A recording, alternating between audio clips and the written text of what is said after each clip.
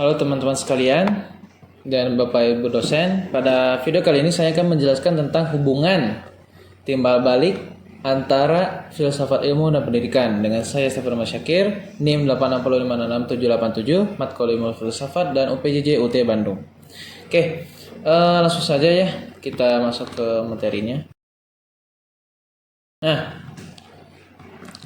peran filsafat ilmu ya, atau di sini kita tulis tujuan ya. Nah, tentunya filsafat ilmu itu membantu pendidikan supaya tetap ilmiah dan bermakna. Jadi pendidikan itu bukan cuma kegiatan mengajar dan belajar saja, ya, tapi juga harus punya dasar yang jelas. Nah, filsafat ini atau filsafat ilmu ini membantu menjawab pertanyaan seperti kenapa manusia harus belajar, apa tujuannya belajar, kemudian bagaimana cara dia mengajar, apa yang dia akan dapatkan dari belajar tersebut. Selain itu juga filsafat ilmu juga menjaga nilai-nilai dalam pendidikan, misalnya nilai kejujuran, tanggung jawab, dan sikap menghargai. Jadi bisa dibilang filsafat ilmu bisa membantu pendidikan agar tidak berjalan asal-asalan seperti itu. Nah, kemudian kita lanjut ke slide yang kedua atau slide yang selanjutnya. Ya, tadi sudah dijelaskan filsafat ilmu dan pendidikan membantu supaya tetap ilmiah dan bermakna, menjawab pertanyaan tentang tujuan dan cara pendidikan.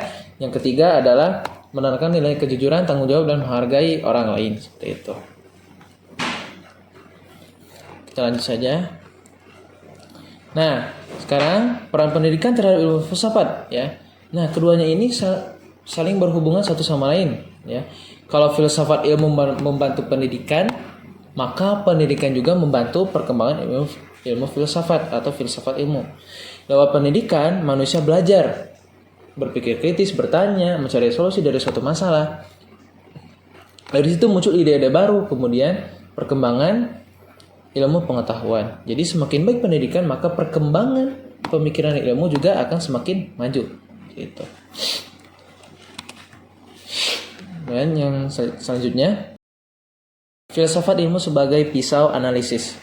Nah, kenapa sih disebut sebagai pisau analisis? Ya, alasannya karena digunakan untuk memahami dan membahas masalah pendidikan secara lebih dalam. Ya, dan yang seperti kita bahas pada pertemuan selanjutnya, yaitu ada 3 poin penting, ya, 3 cabang mempelajari ilmu filsafat. Yang pertama adalah ontologi, kemudian epistemologi, yang ketiga adalah aksiologi. Ya, ontologi membahas apa yang dipelajari, epistemologi bagaimana cara mendapatkannya, yang ketiga aksiologi adalah hasil dari apa yang kita dapatkan seperti itu. Oke. Kemudian contoh penerapan dalam pendidikan. Kita bisa lihat pada kurikulum Merdeka. Ya, di kurikulum ini siswa lebih didorong untuk lebih aktif, kreatif, berpikir secara cerdas, kritis, ya. Guru juga lebih menyesuaikan ya pembelajaran dengan kebutuhan siswa. Jadi bukan seperti mengikuti patokannya saja, tapi memenuhi sesuai kebutuhan siswa itu sendiri. Ya. Kemudian mencocokkan metode belajarnya cocok. Ya. Kemudian supaya membuat siswa itu lebih memahami materi. Jadi filsafat ilmu sebenarnya sering digunakan dalam dunia pendidikan, walaupun kita sendiri tidak sadar bahwasanya kita itu sedang menggunakan ilmu filsafat dalam proses pembelajaran seperti itu atau dalam proses pendidikan. Oke, kita sampai pada kesimpulan.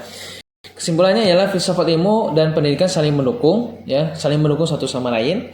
Filsafat ilmu memberikan arah dan nilai, kalau pendidikan membantu perkembangan ilmu dan cara berpikir manusia seperti itu. Jadi saling terikat satu sama lain. Sekian yang bisa saya sampaikan. Saya aturkan terima kasih banyak. Thank you. Terima kasih atas semuanya. Sekian. Wassalamualaikum warahmatullahi wabarakatuh.